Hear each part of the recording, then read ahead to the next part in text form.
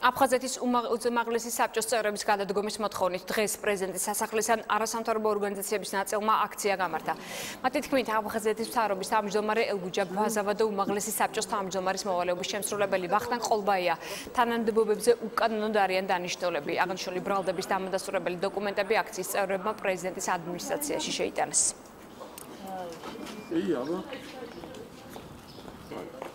ვახტანგ ყოლბაია, რომელიც 2 წელია უკვე არის აფხაზეთის მთავრობის თავმჯდომარის მოვალეობის შემსრულებელი, სრულიად უკანონოდ უკავია ეს თანამდებობა. აფხაზეთის კონსტიტუციაში სამართლიანი ნორმების დარღვევით შევიდა მუხლი, რომელიც ითვალისწინებს აფხაზეთის მთავრობის თავმჯდომარის მოვალეობის შემსრულებას.